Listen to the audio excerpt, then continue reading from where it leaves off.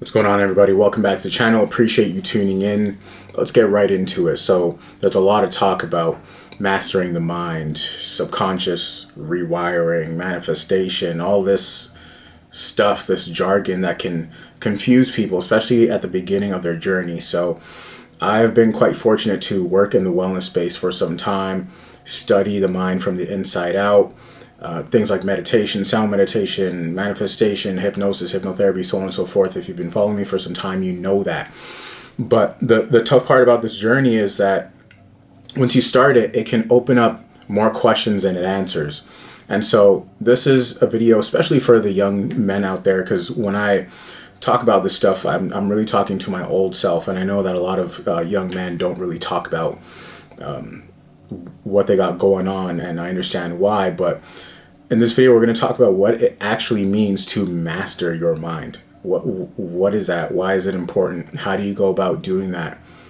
You know, why is that so high up on the list in your personal development journey? So it's because, in a nutshell,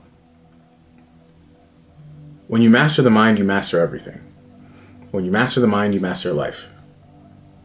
You fix the mind, you fix everything. One of my favorite quotes of all time is, "The mind can make a hell out of heaven and a heaven out of hell." And when I read that quote, it never left me. The mind can make a hell out of heaven and a heaven out of hell. This was probably the real start of me learning how to master the mind. Now, let me say this. Mastery is not an endpoint. You don't hit level 5 or level 7 and now you are a master. It doesn't work like that. Mastery is about being on the process. You are a master of your own mind when you are mastering your mind. You are a master of your mind when you are walking down the path, whether it's day 2, day 3, or day 300, or day 3000. A master is someone who does not believe in the idea of perfection.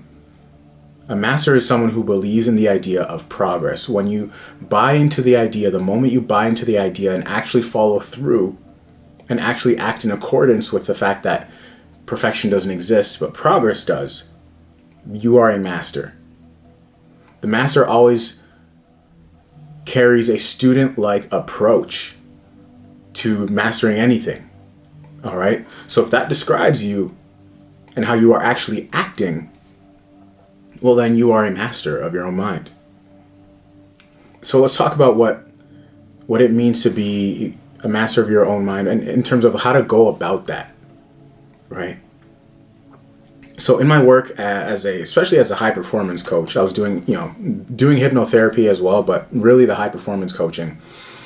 A lot of people come to me with a ton of questions. And this is a mark of someone at the beginning of their journey, of course, because they want answers. But a lot of people, what happens is they question themselves. They question how they should do things. They question how they should think. Are they thinking about things in the right way? And it's great to ask questions. That's part of having a student-like approach. But often I find that the real answer is to just trust how you think, to trust yourself, to trust how you process things.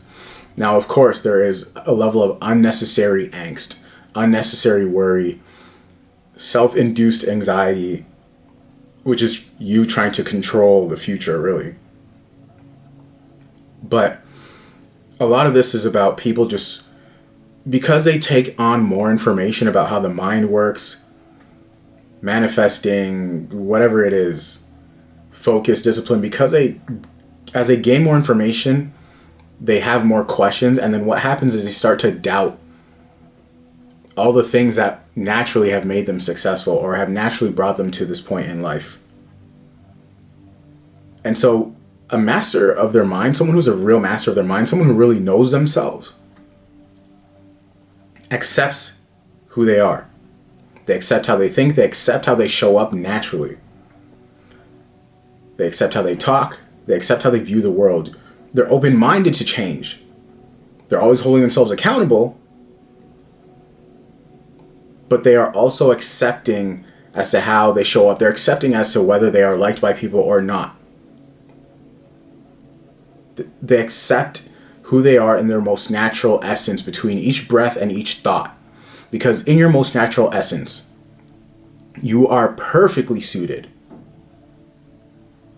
to execute on the life you want for yourself. You are more than enough. You have more than enough talent. You have a surplus of talent. You have a surplus of the right skills. You are literally perfectly engineered to execute and will your desired reality into existence. So that is you in your most natural essence. But what happens is we get in the way by questioning ourselves. Things like self-doubt. A beautiful quote I read the other day from a mentor of mine says, we don't create abundance, we create limitations. We're naturally abundant. If that's the word and the terminology you want to use, we are naturally that. It's just over time, through life experiences, through how we process things, we have created ideas as to why things cannot work or why we are not suited for X, Y, and Z. But it's all made up. And so a lot of this is about self-acceptance. Knowing how you process things, knowing what annoys you, knowing what triggers you, and accepting that. But it's also, and both things can be true, it's also holding yourself accountable to know when certain kinds of behaviors no longer serve you anymore. And this is what I mean when I say it's about progress. The metric for your success should always be progress. How much progress are you making in your character? Not the money, not the business, but your character. Because you make progress in your character, everything else comes, I promise you. The money will come. And so when we talk about holding yourself accountable, well, then things like mindfulness come in. How mindful are you of how you're showing up, of how you act, of how you think, of how you emotionally react versus respond to things? How mindful of you are you about that? Right? Because a lot of people just don't realize that they're the problem. And they can't catch themselves in the act. And you know what? This isn't a skill as much as it is a decision. It's something you can get better at over time, for sure. But it really is a decision to be mindful. I decide that I'm going to watch how I react to things. I decide that I'm going to take the emotion out of things. I decide, so on and so forth. It's a decision. And so many people have lost their way and have lost their willpower, their ability to make decisions. So holding yourself accountable, that mindfulness, because nobody else is going to do it for you. Nobody else is going to care to call you out. And if they do, it's too late. You've already burnt the relationship. That self-accountability counts for everything. That's how you make real progress, is by listing out the character traits you want, and then holding yourself accountable to say if you have those or not to the degree you want them to. But as you can see, to master your mind is really just this never-ending journey of molding the mind, molding the lens that we see the world through, this little lens, this big lens, and always refining it, always chipping away. That's what it means to master your mind, is to be on that path. It's just the way we say it. How to master your mind means like how to complete the journey. You don't complete this thing. That's the part they don't get. The people at the highest level, the people who are most focused, most disciplined, who are most self-actualized, they don't stop. They've committed to this journey and they keep going and going and going and going. So rather than focusing on becoming someone else, you really need to settle into yourself. You really need to understand who you are. Before you can become someone else, you need to understand where you're at and who you are and how far you need to go. And most people don't want to do that because it's difficult. It takes a lot of putting your pride to the side and saying, oh, I actually am really emotionally sensitive to things that are actually supposed to be bettering me. I actually don't take criticism well. I actually don't implement advice well. I don't listen to people well. The way I speak to people is hurtful or it's rude. People don't want to point the finger inwards, so that's why they make no progress. But you have to know who you are. How do you know who you are? You observe. You look at yourself in third person. You reflect on the day without always taking your side. You have to know who you are. And then you do one of two things. First of all, you accept that. You love yourself because no one else in this world is going to love you the way you need to be loved. You accept yourself. And then you identify the parts of yourself that you want to improve, that need progress and need improvement based on who you are trying to become, the version of yourself you're trying to become. And then you do that auditing, and then you work at those things every day. You set the intention to be a person of blank, of focus, of discipline, of consistency, of sheer will, whatever it is. Now, notice how I said identify the version of yourself you want to become, but because so many people are trying to become someone else. So many people hop up on YouTube and they're like, I got to become like that person. I got to start speaking like that person, like that content creator. Oh, he's a high performance coach, so I need to be a high performance coach. He's a hypnotherapist, so I need to be a hypnotherapist. And when you start playing that game, you've lost already. You've lost before you even started. You aren't giving yourself a fighting chance because you're just not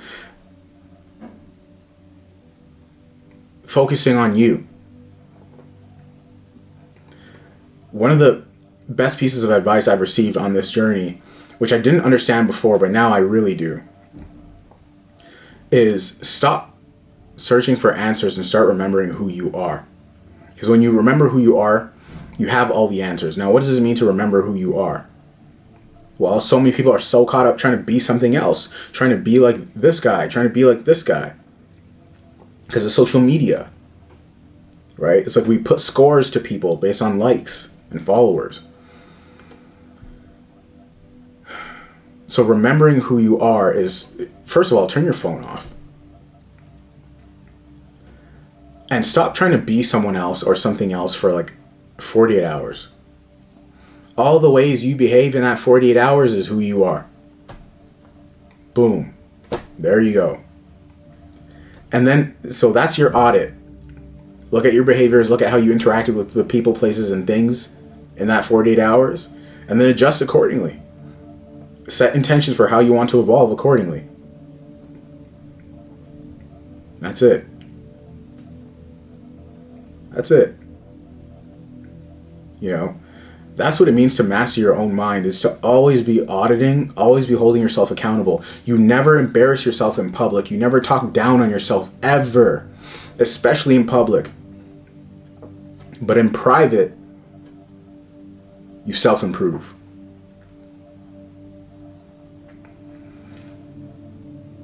This society is systematically designed.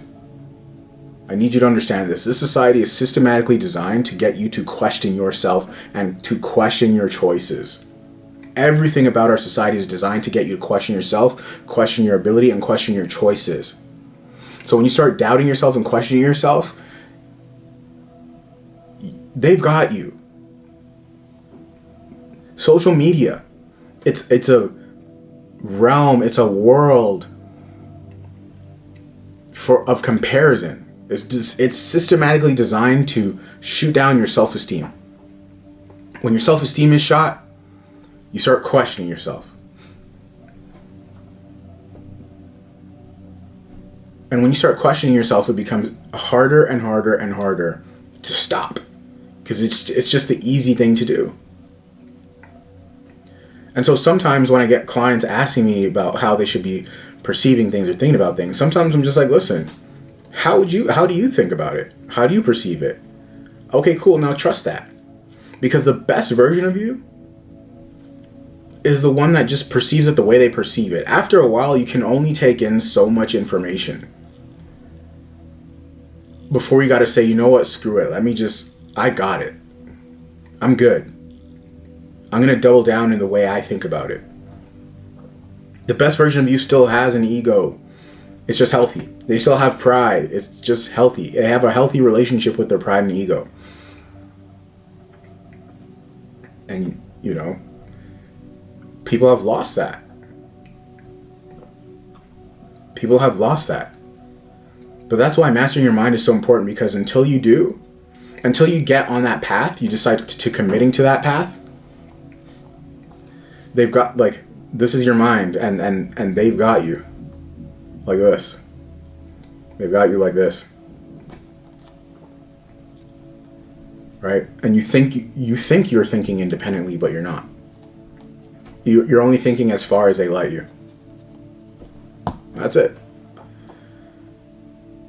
So I hope that at least starts the conversation, but you know what you have to do. You got to stop talking to people. Stop doubting people. You've read enough books and watched enough videos on this stuff. Trust yourself again. The moment you decide and commit to start trusting yourself again, you are now going against the system. And that is, you're now rebelling against the system, and that is how you win. That's where your best ideas will come from, your best opportunities will come from, your best relationships will come from, your best health will come from. When you are in that state, that stream, that realm of consciousness. All right? That is what it means to master your mind. To be on the path of accepting yourself. Knowing how you naturally operate, never embarrassing or talking down on yourself, especially in public, even in your own mind, but rather auditing your behavior, seeing where you want to go, and then setting the intention for doing that, and then actually doing it. Because the mind feeds off of you doing hard things. And I'm going to leave it there. If you made it this far, don't forget to hit the like button, hit that thumbs up button. See you guys in the next video. I'm out. Peace.